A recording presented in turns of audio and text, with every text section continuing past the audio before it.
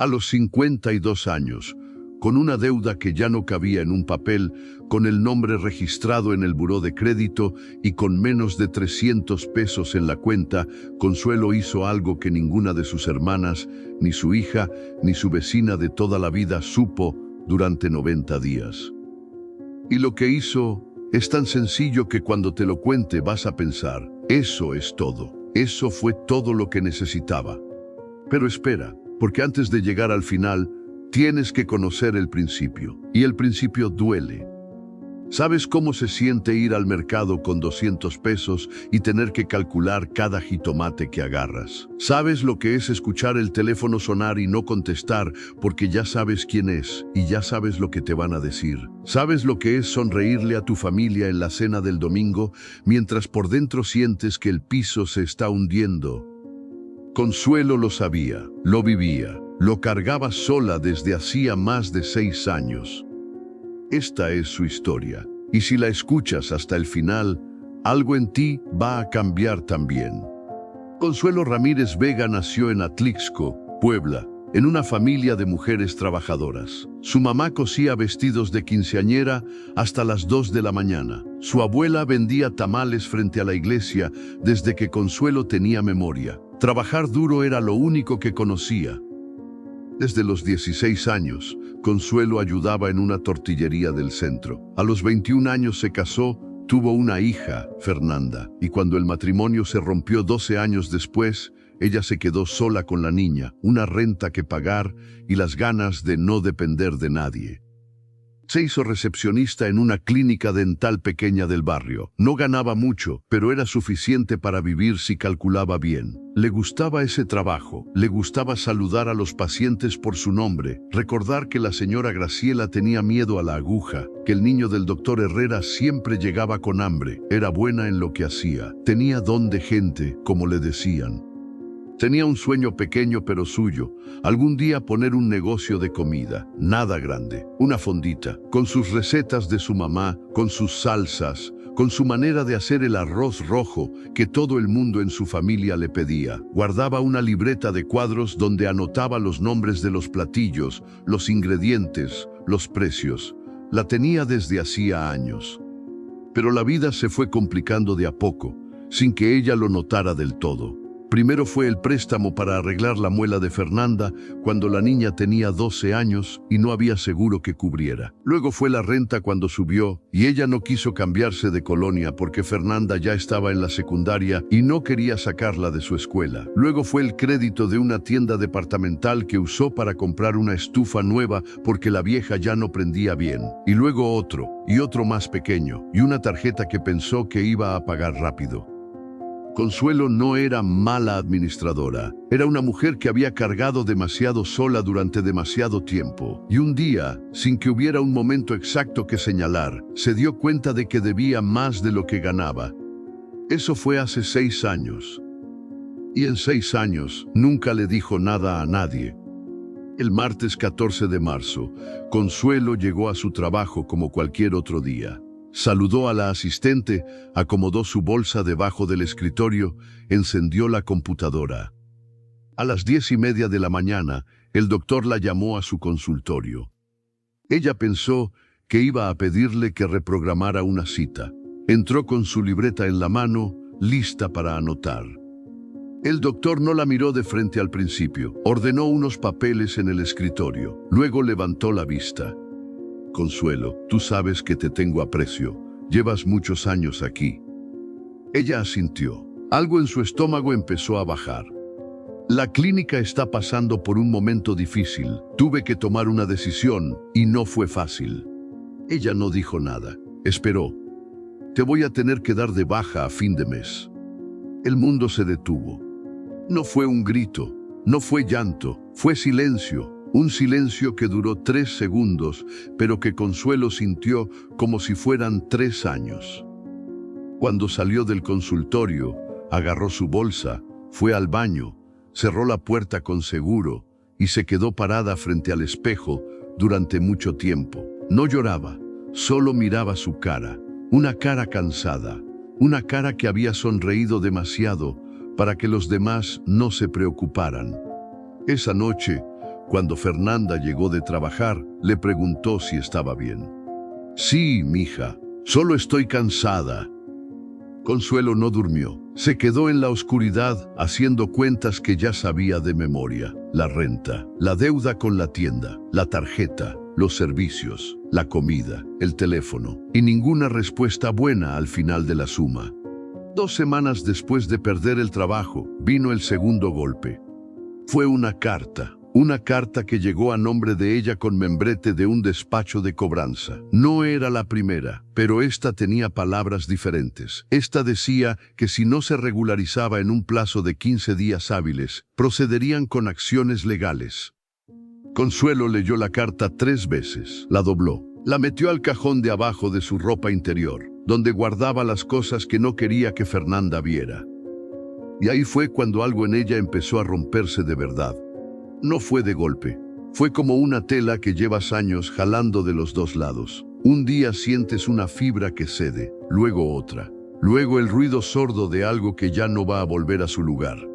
Dejó de contestar el teléfono de números desconocidos, dejó de abrir el correo. Cuando su hermana Lupe la llamó para invitarla a comer el domingo, ella dijo que tenía gripa. No era cierto, lo que tenía era vergüenza. Una vergüenza que no podía explicarle a nadie porque nadie iba a entender cómo una mujer adulta, trabajadora, responsable, había llegado hasta ahí. Una noche, 6 semanas después de perder el trabajo, Consuelo sacó su maleta del closet. No la abrió, solo la puso encima de la cama y la miró. Pensó en irse, no sabía a dónde, solo irse, desaparecer de todo lo que debía, de todo lo que fallaba, de todo lo que esperaban de ella. Se quedó sentada en la orilla de la cama, con la maleta cerrada al lado, durante casi 1 hora. Esa fue la noche más larga de su vida. Al día siguiente, Consuelo salió a comprar algo de comer. No tenía ganas de nada, pero el refrigerador estaba casi vacío y Fernanda llegaba temprano esa noche. En el mercado, mientras esperaba que le pesaran los frijoles, una señora mayor se paró a su lado. Era pequeña, con el cabello completamente blanco recogido en un chongo bajo. Cargaba una bolsa de tela con el bordado ya desgastado. Sus manos tenían las venas marcadas de quienes han trabajado mucho tiempo con ellas. Consuelo no la conocía. Nunca la había visto en el mercado. La señora miró la báscula, luego miró a Consuelo. «¿Está bien, señora?» Consuelo iba a decir que sí. Ya tenía la palabra formada en la boca, lista para salir. Pero algo pasó. Quizás era el tono. Quizás era que la señora la miraba sin juzgarla, sin prisa, sin la cara de quien espera que digas bien, para ya no escucharte. «No mucho», dijo Consuelo. La señora asintió despacio, como si eso no la sorprendiera. Se acomodaron en la banca de afuera, entre los puestos, sin que nadie las invitara. Simplemente las dos se sentaron, casi al mismo tiempo, como si hubieran acordado algo sin palabras. Consuelo no sabe por qué le contó. No fue todo, no fue con detalles, pero sí lo esencial. El trabajo, la deuda, la carta, la maleta que había puesto encima de la cama. La señora escuchó sin interrumpir. Cuando Consuelo terminó, hubo un silencio que no incomodó a ninguna de las dos. Luego la señora dijo: «Yo también tuve esa maleta». Consuelo la miró. «Pero no me fui, me quedé. Y lo que encontré al quedarme fue más de lo que hubiera encontrado yéndome». Silencio otra vez. «¿Qué hizo para quedarse?», preguntó Consuelo en voz baja. La señora volteó a verla con una calma que Consuelo no había visto en mucho tiempo en los ojos de nadie. «Empecé por lo que sí podía hacer, no por lo que no podía». Eso fue todo lo que dijo. Se levantó, acomodó su bolsa de tela en el brazo y se fue entre los puestos. Consuelo la siguió con la vista hasta que la perdió entre la gente. No supo su nombre. Nunca la volvió a ver. Pero esa frase se quedó como se quedan las cosas que llegan en el momento exacto en que las necesitas. Empecé por lo que sí podía hacer. Esa noche, Consuelo no puso la maleta de vuelta al closet.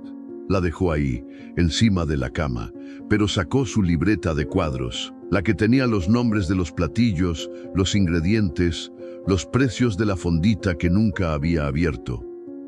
La abrió en la última página con algo escrito, la leyó, y por primera vez en meses no sintió vergüenza al verla. Sintió algo distinto, algo pequeño, pero diferente. La deuda seguía ahí, el trabajo perdido seguía siendo real. La carta del despacho seguía en el cajón, nada había cambiado. Excepto que ella decidió no mirar todo al mismo tiempo. Eso fue lo primero que aprendió sin que nadie se lo explicara. Que cuando miras todas tus deudas, todos tus miedos y todos tus problemas juntos en un solo instante, no ves nada, solo sientes que te ahogas. Pero cuando separas una sola cosa, la más pequeña, la que sí puedes mover hoy, ya no te estás ahogando, ya estás nadando, aunque sea un braceo, aunque sea un solo braceo. Al tercer día, Consuelo hizo una lista, no de todo lo que debía. Solo de lo que podía hacer esa semana. Buscar trabajo, hablar con alguien de confianza sobre la deuda, hacer una comida y ofrecerla a los vecinos. Lo de los vecinos fue casi por accidente. Tenía frijoles, tenía arroz, tenía chiles que se iban a echar a perder. Hizo una olla grande. Le tocó a la puerta a doña Remedios de enfrente y le ofreció una porción. Doña Remedios le preguntó cuánto. Consuelo no había pensado en cobrar, pero dijo el primer número que se le vino, 40 pesos. Doña Remedios pagó sin chistar. Esa noche, Consuelo tuvo 40 pesos más. No era nada frente a lo que debía, pero era algo que ella había creado con sus manos ese día. Y eso, descubrió, se siente diferente al dinero que te dan. Se siente tuyo de una manera que no tiene explicación. Ahí entendió algo que no había visto antes, que el orgullo de cargarlo sola la había aislado de las únicas personas que podían ayudarla, no porque le fueran a dar dinero, sino porque sin darse cuenta, ella había construido una muralla de silencio alrededor de su dolor, y adentro de esa muralla, el dolor crecía sin que nada lo frenara. A la tercera semana, Consuelo llamó a su hermana Lupe. No le contó todo, le contó lo suficiente. Le dijo que estaba en un momento difícil y que necesitaba que alguien supiera. Lupe no dijo te lo dije, no dijo cómo no me avisaste antes, solo dijo ¿qué necesitas? Y Consuelo, que llevaba 6 años diciéndole nada a esa pregunta, por primera vez dijo compañía, solo compañía por ahora. Eso también fue un aprendizaje que llegó sin anuncio, que pedir ayuda no es rendirse. Es reconocer que no viniste a este mundo para cargarlo sola, que la fuerza de una mujer no se mide por cuánto aguanta en silencio, se mide por la valentía de abrir la boca cuando más miedo le da a hacerlo. Y el cuarto aprendizaje llegó mucho después, casi al final de los 90 días, cuando Consuelo ya había empezado a ver resultados pequeños pero reales. Llegó en forma de una pregunta que ella misma se hizo una mañana, mirando su libreta. ¿Por qué había esperado tanto? Y la respuesta honesta, la que no quería decirse, era esta, porque tenía miedo de descubrir que ya era demasiado tarde, que si intentaba y fallaba, eso sería la prueba definitiva de que no tenía remedio.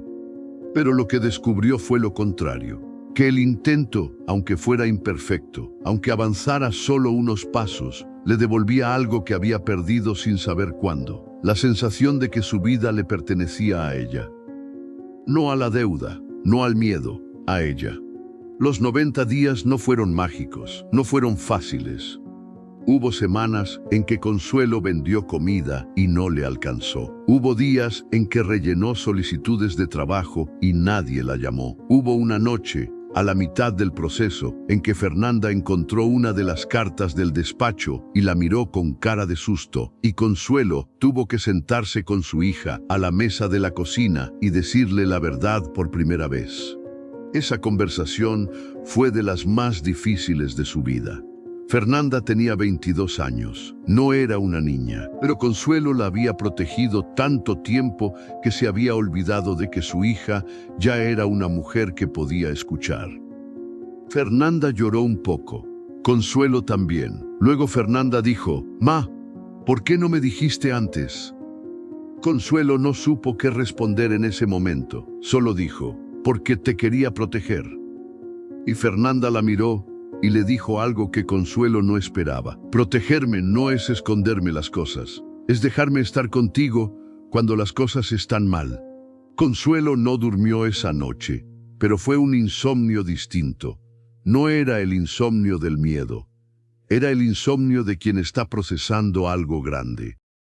A los 40 días, consiguió trabajo de medio tiempo en una farmacia del barrio. No era lo que buscaba, pero era constante y le daba para cubrir la renta y algo más. A los 60 días, ya vendía comida 3 veces por semana. Arroz, frijoles, guisados. Primero a los vecinos, luego a 2 compañeras de la farmacia que le encargaban. La libreta de cuadros ya no era un sueño dormido, era una agenda de pedidos. Habló con el despacho de cobranza. Esa llamada la ensayó 4 veces antes de marcar. Cuando contestaron, su voz temblaba, pero habló, negoció un plan. La deuda no desapareció, pero dejó de ser un monstruo en la oscuridad. Se convirtió en una cifra con un plan. A los 90 días, Consuelo no estaba libre de deudas. Eso sería mentirte. Pero estaba de pie, estaba trabajando. Tenía a su hija de su lado. Tenía a su hermana Lupe que la llamaba los jueves para ver cómo iba. Tenía su libreta llena de nuevas anotaciones. Y tenía algo que no tenía antes. Se miraba en el espejo sin voltear rápido.